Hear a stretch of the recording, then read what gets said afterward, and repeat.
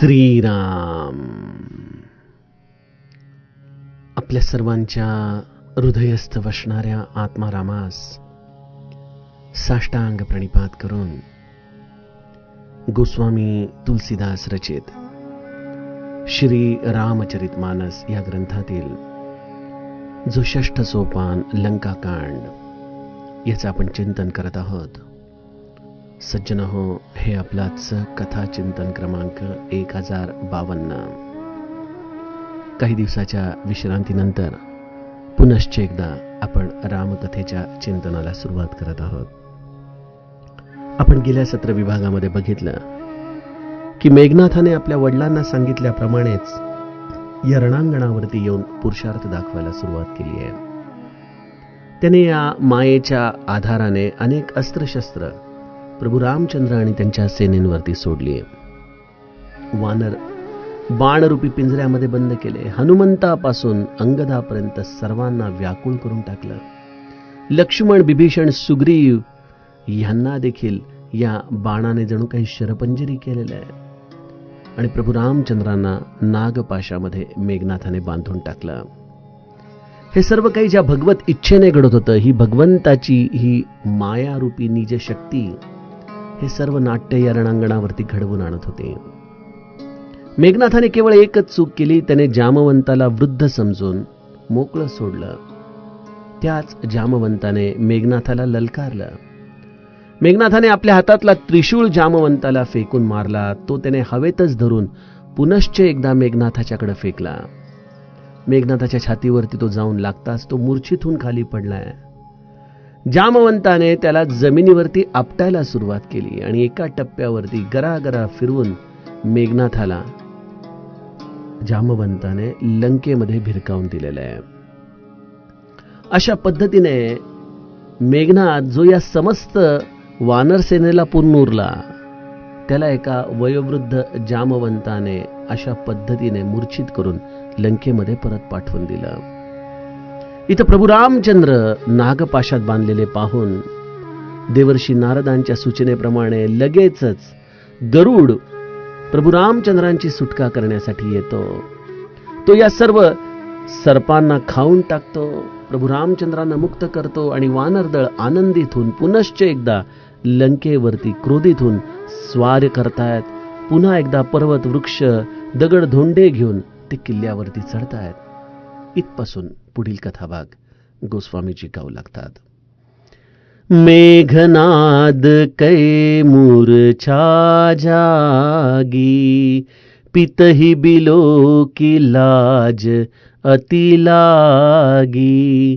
तुरत गयऊ गिरी बर कंदरा, करौ अजय मख असमन धरा.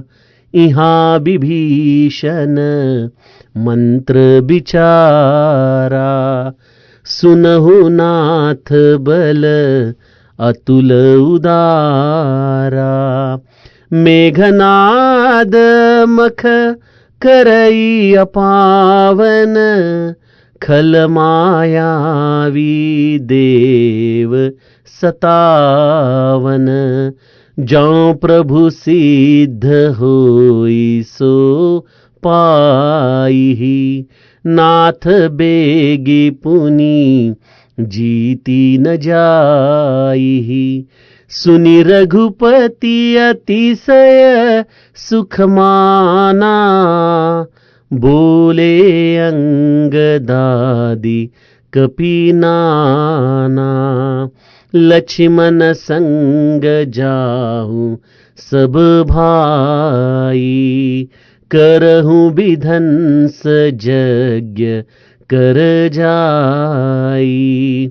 तुम लक्ष्मण मारेहु रनोही, देखी सभय सुर दुख अति मोही. मारेहु तेहि बल बुद्धि उपाई, जेहि छीजै निशिचर सुनु भाई. जामवंत सुग्रीव विभीषण सेन समेत रहेहु तिनिउ जन।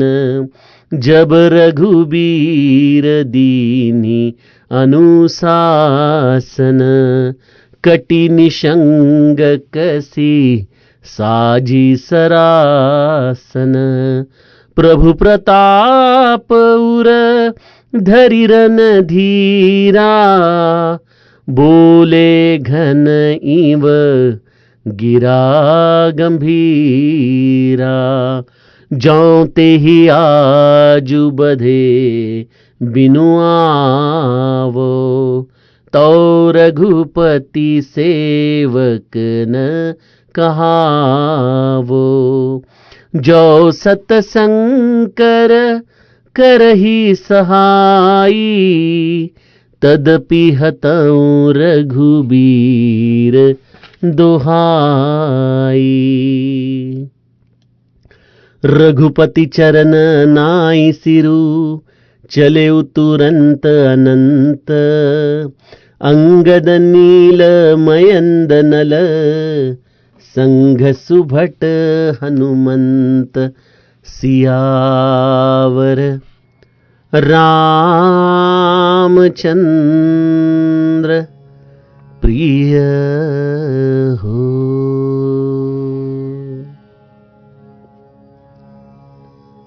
सज्जनो, जामवंताने हा एवढा विलक्षण पुरुषार्थ प्रभू रामचंद्रांच्या कृपाप्रसादाने केलेला आहे। ज्या मेघनाथाने समस्त या वानर अस्वल सेनेला जेरीस आणलं होतं, त्या मेघनाथाला या वयोवृद्ध जामवंताने मूर्छित करून लंकेच्या दिशेने भिरकावून दिलं। इकडं लंकेमध्ये मेघनाथ मूर्छित अवस्थेमध्ये राक्षसांना दिसला। त्यासरशी त्यांनी त्याला राजमहालामध्ये आणून निद्रिस्त केलेलं आहे। काही काळानंतर मेघनाथाची मूर्छा गेली। मेघनाद कै मूर्छा जागी पितही बिलो की लाज अति लागी। सज्जनो, मेघनाथाच्या बाबतीमध्ये देखील मूर्छित होण्याचा हा दुसरा प्रसंग आहे। ज्याप्रमाणे हनुमंत देखील मूर्छित झालेले आहेत, ते प्रसंग आपण बघितले, तशीच ही मेघनाथाची देखील अवस्था आहे। आपण सुंदरकांडामध्ये बघितलं की मुठिका मारी चढा तरु जाई ताही एक क्षण मूर्छा आई। हनुमंताने मेघनाथाला एक मुठिका मारली, त्यासरशी मेघनाथाला मूर्छित होऊन त्या अशोक वाटिकेमध्ये पडावं लागलेलं आहे। या हनुमंताची मुठिका या आधी लंकिनीला देखील लागली होती, परंतु तिला वमन झालं। रुधिर बमत धरणी धनमनी, परंतु मेघनाथ मात्र मूर्छित झालेला आहे। याचा आपण अत्यंत सूक्ष्म अर्थ गुरुकृपेने बघितला की वासना ही जोपर्यंत आपल्या अंतःकरणामध्ये आहे, जोपर्यंत त्याचं वमन होत नाही, तोपर्यंत जीव हा वारंवार असा मूर्छित होत राहतो, परंतु त्याला ती ज्ञानदृष्टी प्राप्त होत नाही। लंकिनीला एका मुठिकेमध्ये हे वमन होऊन तात मोर अति पुण्य बहुता देखेहु नयन राम कर दूता, अशा पद्धतीने लंकिनी या हनुमंताच्या दर्शनाने भगवंताशी सन्मुख झाली, परंतु मेघनाथाला मात्र वारंवार अशा मूर्छा येत आहेत। जशी सज्जनो आम्हाला स्मशान वैराग्याची स्थिती असते, तशीच ही काहीशी गोष्ट। एखाद्या प्रसंगामध्ये प्रारब्धाची झापड आम्हाला बसते, परंतु राम सत्य संकल्प प्रभू सभा काल बस तोरी, असं म्हणून आम्ही बिभीषणासारखा या मायेचे पाश तोडून प्रभू रामचंद्रांना शरण जाऊ शकत नाही। अशा या मेघनाथाची आपण हा लंकेमधल्या चरित्राचा भाग बघतोय। जेव्हा मेघनाथाची मूर्छा संपली, त्या क्षणी तो लज्जायमान होऊन आपल्या वडिलांना पाहू लागला, कारण त्याने मोठ्या अहंकाराने आपल्या वडिलांना सांगितलं होतं की उद्या तुम्ही माझा पुरुषार्थ बघा, मी त्या अजय रथावरती स्वार होऊन या समस्त सेनेचा कसा पराभव करतो। त्याला सांगायचं होतं की तात मी जवळजवळ सगळं पूर्ण करत आलो होतो, परंतु माझी फक्त एक चूक झाली, मी त्या मेघनाथाला मोकळं ठेवलं। बघा, बुद्धिबळाचा डाव असतो, त्यामध्ये बऱ्याचदा आपण अत्यंत आक्रमक पद्धतीने खेळत असतो. ते आक्रमण करत असताना कधी कधी आपण एखादं घर रिकामं ठेवण्याची चूक करतो आणि तेवढी एक चूक समोरचा जो अत्यंत निष्णात खेळाडू आहे तो ती चूक हेरतो आणि त्याच्या आधाराने आमचा तो पाडाव करतो. सज्जनो, तसंच मेघनाथाच्या बाबतीमध्ये झालेलं आहे की जामवंताला मोकळं ठेवण्याची त्याने चूक केली आणि या जामवंताने त्याच्या सगळ्या केलेल्या या कृतीवरती पाणी फिरवल्यासारखी त्याची अवस्था करून टाकली आहे. परंतु मेघनाथ हा क्रोध, अहंकाराचं दर्शन आपल्याला वारंवार घडवतो. तो मेघनाथ लज्जित होतोय. आता वडिलांच्या समोर काय बोलावं? आपण तर त्यांना सांगितलं होतं की आजच मी युद्ध संपवून टाकीन, परंतु ते आपल्याकडून काही होऊ शकलं नाही. काही हरकत नाही, आता आपण आपल्याकडचं आणखीन एक खूप मोठं सिद्ध केलेलं साधन करावं आणि ते साधन आहे की मी आज अजय होण्यासाठी यज्ञ करतो, असा निश्चय करून त्याने ताबडतोब श्रेष्ठ पर्वतांच्या गुहेमध्ये जाऊन यज्ञ करण्याचा निश्चय केला. बिभीषण या सर्व गोष्टींच्याकडे लक्ष देऊन होताच आणि बिभीषणाच्या कानावरती वार्ता आली की मेघनाथ आता त्या यज्ञासाठी चाललेला आहे ज्या यज्ञाच्या पूर्ततेच्या पश्चात मेघनाथाला हरवणं हे केवळ अशक्य आहे. अशा या मेघनाथाच्या या यज्ञाचा निरोप बिभीषणाला मिळताच बिभीषण प्रभू रामचंद्रांच्या जवळ येऊन त्यांच्याशी वार्तालाप करताना म्हणतो की प्रभो, सुनहु नाथ बल अतुल उदारा, मेघनाथ मख करय पावन, खल मायावी देव सतावन.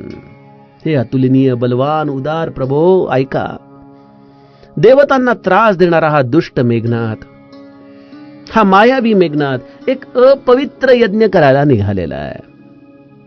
हे प्रभो, जर या मेघनाथाचा हा यज्ञ सिद्ध झाला तर मेघनाथ हा लवकर जिंकला जाऊ शकणार नाही. इथं आपले वनवासाची 14 वर्ष पूर्ण होत आलेले आहेत. सीताजींसाठी एक एक निमिष कल्पासारखा चाललेला आहे. भरतजी आपली तिकडे वाट बघतायत.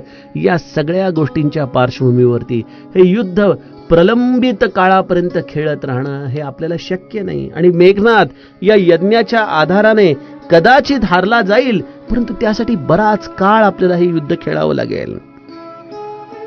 काय करावं?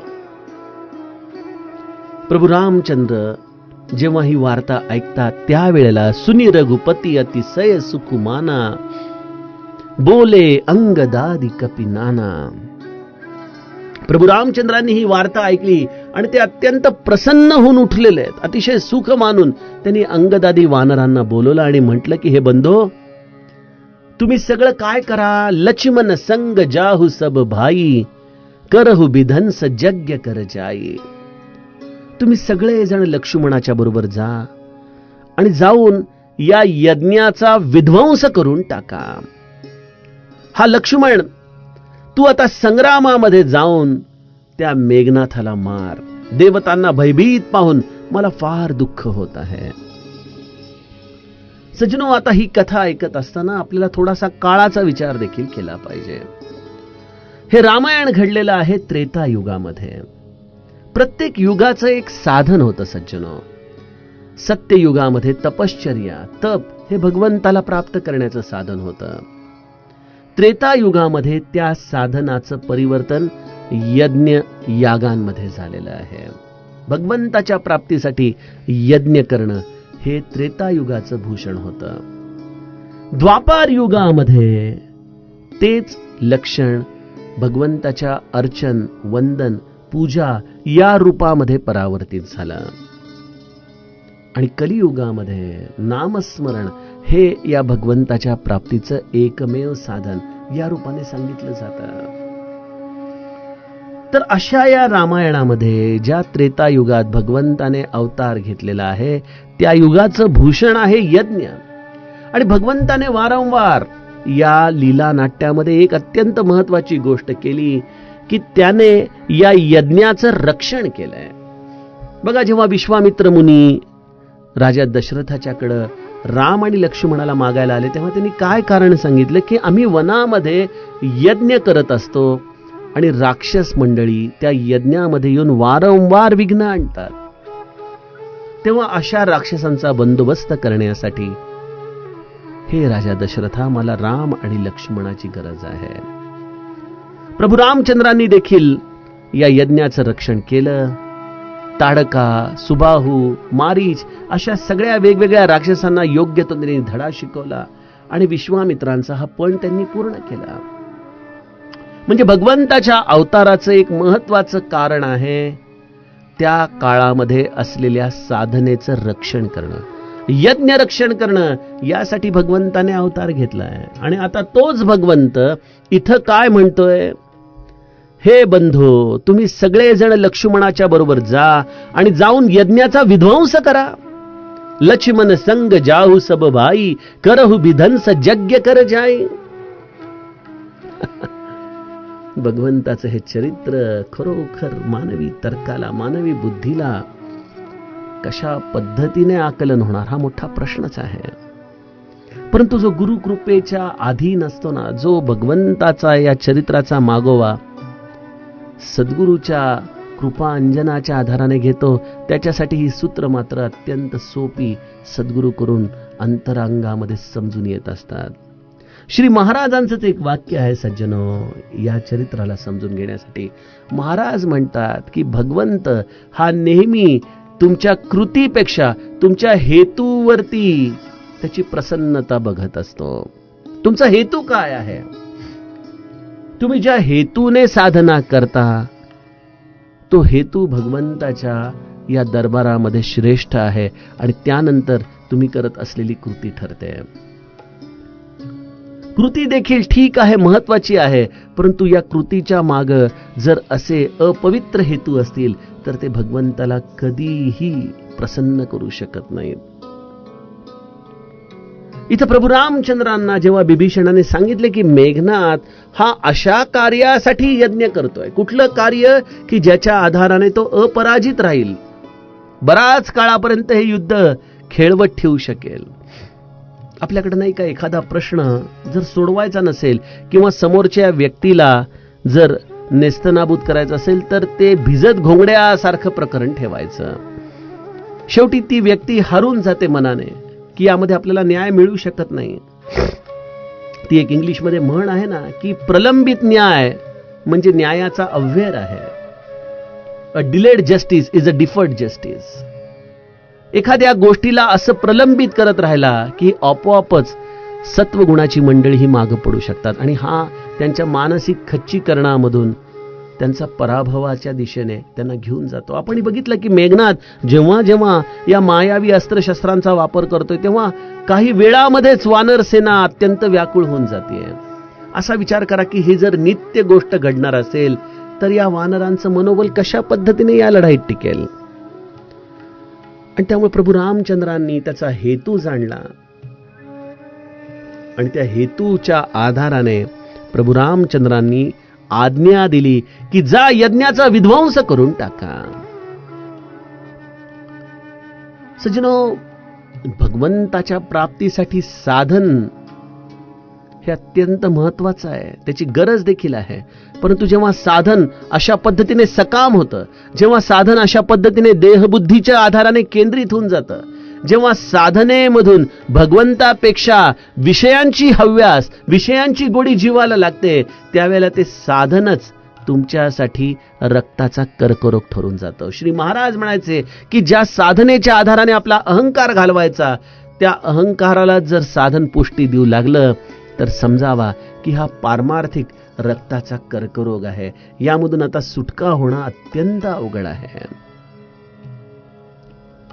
त्यामुळे नित्य आपण साधन करत असताना आपल्या अंतरंगातल्या हेतूला अत्यंत निरखून पाहावं, सूक्ष्मतेने पाहावं, त्रयस्थ होऊन पाहावं. मी का साधन करतोय, काय साधायचंय मला? मी माझ्या संसारातल्या अनुकूलतेच्या आधारानेच गुरुकृपेचं मोजमाप करण्यासाठी म्हणून साधन करतोय का? हा परमार्थ माझ्या प्रपंचाला अनुकूल व्हावा म्हणून मी साधन करतोय का? काय आहे माझ्या साधनेचा हेतू? या प्रपंचाच्या चंबू गबाळ्यासाठीच, यामध्ये असलेल्या अनुकूलतेसाठीच जर साधन करायचं असेल तर मला सांगा, त्या मेघनाथामध्ये आणि माझ्यामध्ये काय फरक आहे? आणि ज्या मेघनाथाच्या या यज्ञाचा विध्वंस कर, अशा पद्धतीने भगवंत त्यांच्या सख्यांना आज्ञा देतात. मला असं वाटतं की आमचं देखील बऱ्याचदा साधन अशा पद्धतीनेच हातातून हिरावलं जातं, कारण भगवंत आमच्या हृदयस्थ असलेल्या हेतूला जाणतो. परंतु यामध्ये गंमत अशी आहे की साधन एक टप्प्यापर्यंत केल्याशिवाय निष्कामता नाही, आणि निष्काम झाल्याशिवाय भगवंताला आमचं साधन प्रिय होऊ शकत नाही. त्यामुळे आपण म्हणाल की अहो, निष्काम झाल्यानंतर नाम घ्यायचं, तर हे कसं शक्य आहे?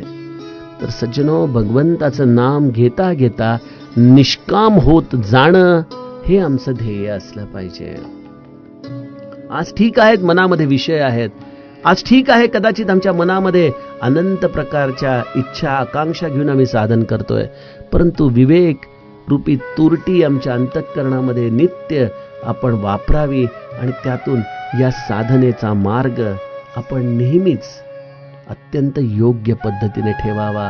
अशा पद्धतीने जर आपण साधन करत राहिलो तर आपल्या साधनेच्या रक्षणाची जबाबदारी भगवंताकडे राहते.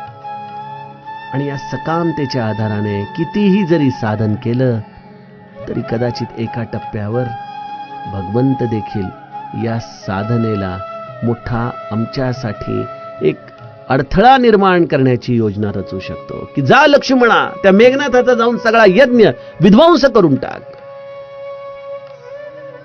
तुम लक्ष्मण मारे हुरन ओही, देखी सभय सुर दुःख अतिमोही. तू त्याला मार. देवतांना भयभीत झालेलं पाहून मला फार दुःखी वाटतंय. बघा, प्रभू रामचंद्रांनी कोणाला आज्ञा दिलेली आहे? ज्या लक्ष्मणाला या मेघनाथाने वीरघातिनी शक्ती मारली, तो लक्ष्मण देखील अंतःकरणामध्ये कुठंतरी वाट पाहत होता प्रभू रामचंद्रांच्या या आज्ञेची. कारण क्षत्रियाला जोपर्यंत प्रतिशोध घेता येत नाही, जोपर्यंत या मेघनाथाने केलेल्या या कृतीचा लक्ष्मणाला व्याजासकट परतावा करता येत नाही, तोपर्यंत लक्ष्मण देखील अंतःकरणामध्ये कुठेतरी असंतोष असणार की आपण या मेघनाथाच्याकडून मूर्छित कसे झालो, भगवंताला आपल्यासाठी एवढे कष्ट का सहन करावे लागले. मी त्या मेघनाथाला निश्चित सोडणार नाही, आणि ते सगळं कार्य हे भगवंताच्या अधीन आहे हे जाणून लक्ष्मण चूप आहे. आणि जेव्हा प्रभू रामचंद्रांनी आज्ञा दिली लक्ष्मणाला की जा आणि त्या मेघनाथाला मार, आणि इथं प्रभू रामचंद्रांनी कोणाला प्रयोजन म्हणून समोर ठेवलेलं आहे की या देवतांना झालेली भयभीत अवस्था पाहून मला दुःख होत आहे. खरं तर प्रभू रामचंद्रांचे स्वतःचे देखील अनेक वैयक्तिक हेतू या युद्धामध्ये आहेत. कारण की सीताजींचा हा विरह क्षणाक्षणाने जो वाढत चाललेला आहे, भरताची व्याकुळता जी क्षणाक्षणाने वाढत चाललेली आहे, वानरांचं मनोधैर्य देखील ज्या पद्धतीने सतत वर खाली होतंय, या सगळ्या गोष्टींमुळे हे युद्ध लवकर संपणं गरजेचंच आहे. परंतु प्रभू रामचंद्र म्हणतात की ज्या देवतांच्या रक्षणासाठी म्हणून मी हे अवतार कार्य घेतलंय, त्या देवतांची भीती मला अत्यंत दुःखित करत आहे. हे बंधो जा, ऐक. मारे होते ही बल बुद्धी उपाई, जेही छी जय निसिचर सुनु भाई. हे बंधो, त्याला असे बळ आणि बुद्धीच्या उपायाने मार की ज्या योगे या निशाचराचा नाश होईल. म्हणजे काय की मेघनाथ हा मायावी अस्त्रशस्त्रांमध्ये अत्यंत निष्णात आहे. तुमच्याशी लढाई करताना देखील तो अशा पद्धतीचे अनेक युक्त्या प्रयुक्त्या वापरू शकेल. परंतु लक्ष्मण, आता यावेळेला मागं हटायचं नाही. युद्ध धर्म काय म्हणतो, राजधर्म काय म्हणतो, हे सगळे एका बाजूला ठेव. परंतु रणांगणामध्ये तो जसा वागेल त्याच्यापेक्षा देखील तीव्रतेने तू त्याच्यावरती वार कर. बघा सज्जनो, सठ सन विनय कुटिल सन प्रीती, सहज कृपन सन सुंदर नीती, ममता रतसन ज्ञान कहानी, अति लोभी सन बिरती बखानी, क्रोधी ही सम कामी हरि कथा, उसर बीज बये फल जथा. प्रभू रामचंद्रांचा युद्ध धर्म अत्यंत स्पष्ट आहे की जी व्यक्ती या अशा कुटिलतेने भरलेली आहे त्याच्याशी तू प्रेमाची वार्ता करू नकोस. त्याच्याशी तू थेट युद्ध कर आणि असं युद्ध कर की त्याच्या कुटिलतेला देखील लाज वाटेल. अशा पद्धतीने तू आपल्या बुद्धी आणि बळाचा वापर कर. बघा, महाभारतामध्ये देखील कर्णाचा वध होताना अनेक कादंबरीकार कर्णाच्या भूमिकेला उदात्त करतात, श्रीकृष्णाच्या भूमिकेला संकुचित करण्याचा प्रयत्न करतात की एक निहत्ता शूरवीर जो कुठल्याही परिस्थितीमध्ये या युद्धामध्ये हारण्याची चिन्ह नव्हती, अशा या कर्णाला मारण्यासाठी त्याच्या या रथाचं चाक बसवत असताना श्रीकृष्णाने अर्जुनाला त्याच्यावरती हल्ला करायला लावला. हे कुठल्या शास्त्रामध्ये बसतं? असे प्रश्न श्रीकृष्णाच्या बाबतीत विचारले जातात. श्रीकृष्णाला देखील कोणीतरी असाच प्रश्न विचारला. त्यावेळेला श्रीकृष्ण देखील कर्णाला उद्देशून म्हणाला की ठीक आहे, पण राजमहालामध्ये ही राजसून तिचं वस्त्रहरण करत असताना ज्याचे मान खाली गेली नाही, ज्याला लज्जा वाटली नाही, ज्याला हे नीती विरोध वाटलं नाही, त्याच्यासाठी हाच वध उचित आहे. समर्थांनी देखील आम्हाला हे शिकवलं ना की धटासी व्हावे धट, शठनठासी शठनठ. अशा पद्धतीने जी समोरची व्यक्ती जशी आहे त्याच्यापेक्षा देखील वरचढ होऊन तुम्हाला त्याच्याशी युद्ध करता यायला पाहिजे. हेच रामायण काय, महाभारत काय आम्हाला पुरुषार्थाचं शास्त्र शिकवतं. प्रभू रामचंद्रांनी लक्ष्मणाच्या समवेत जामवंत सुग्रीव विभीषण सेन समेत रहे होती निऊजन. प्रभू रामचंद्रांनी जामवान, सुग्रीव, विभीषण या तिघांनाही सेनेसहित लक्ष्मणाच्या बरोबर जा म्हणून सांगितलं.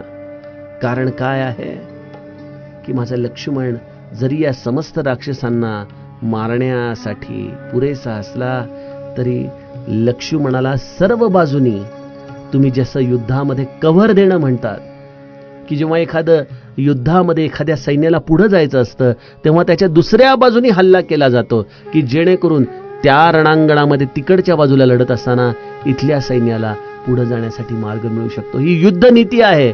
तशी प्रभू रामचंद्रांनी या सेने समवेत जामवंत, सुग्रीव आणि विभीषणाला देऊन सांगितलंय की तुम्ही त्याच्याबरोबर जा. प्रभू रामचंद्रांनी आज्ञा दिली त्या सरशी लक्ष्मण कटी निशंग कसी साजी सरासन. कमरेला तर्कस बांधून धनुष्य सजवून रणधीर प्रभू रामचंद्रांचे दास लक्ष्मणजी त्यांचाच प्रताप हृदयामध्ये धारण करून मेघाप्रमाणे गंभीर वाणीने म्हणालेले आहेत, हे प्रभो जाओ ते ही आज बधे बिनु आवो, तो रघुपती सेवक न कहावो. एकदा रणांगणामध्ये मी धारातीर्थ पडलो. ती वीरघातिनी शक्ती मला लागली. मी त्याच्या मायावी अस्त्रांना त्यावेळेला समजण्यामध्ये थोडी चूक केली, परंतु आज आपले आशीर्वाद माझ्या पाठीशी आहेत.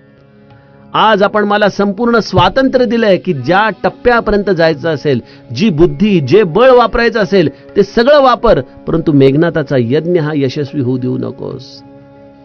आणि अशा या मेघनाथाचा आज मी वध करूनच परत येणार हे प्रभू, अन्यथा आजन्म मी आपल्या स्वतःला तुमचा सेवक म्हणवून घेणार नाही. आज या मेघनाथाला या मायावी अस्त्रशस्त्रांनी नाही, प्रत्यक्ष महादेवाने जरी सहाय्यता करण्याचं ठरवलं आणि एकटा दुकटा महादेव नाही, शेकडो महादेव जरी आज या मेघनाथाच्या मदतीला आले तरी देखील मी रघुवीर राजांची शपथ घेऊन सांगतो की आज मेघनाथाचा शेवटचा क्षण आहे. आज मी मेघनाथाला मारूनच परत येणार. अशा रीतीने लक्ष्मणाने मनोमन मेघनाथाला संपवण्याचा निश्चय केलेला आहे. भगवंताची आज्ञा प्राप्त झालेली आहे, भगवंताचा आशीर्वाद प्राप्त झालाय आणि ज्या या यज्ञविधीमध्ये हा मेघनाथ मग्न आहे, अशा या ठिकाणी लक्ष्मणजी आपल्या समस्त सेनेच्या समवेत निघालेले आहेत. रघुपती चरण नाई सिरू चले तुरंत अनंत, अंगद नील मयंद नल संग सुभट हनुमंत. प्रभू रामचंद्रांच्या चरणी नतमस्तक होऊन शेषावतार श्री लक्ष्मणजी त्वरित निघाले आणि त्यांच्याबरोबर अंगद, नील, मयंद, नल, हनुमान इत्यादी अनेक उत्तम उत्तम योद्धे या कार्यासाठी सरसावून पुढे निघालेले आहेत. सज्जनो, मेघनाथ त्याचा वध हे रावणाच्या अहंकाराला एक फार मोठा निर्वात अशी पोकळी निर्माण करून टाकणारी आहे. कारण रावणाचा मेघनाथ हे भूषण होतं, त्याचा फार मोठा आधार होता. एक जसा कुंभकर्ण होता त्यापेक्षा देखील कित्येक पटीने रावणाचा मेघनाथावरती भरोसा होता. अशा या मेघनाथाला आज लक्ष्मणजी संपवण्याच्या उद्देशाने लंकेच्या दिशेने निघालेले आहेत. त्या चरित्रातील पुढील टप्पा सज्जन हो आपण उद्याच्या कथा विभागामध्ये बघूयात. जानकी जीवन स्मरण जय जय राम.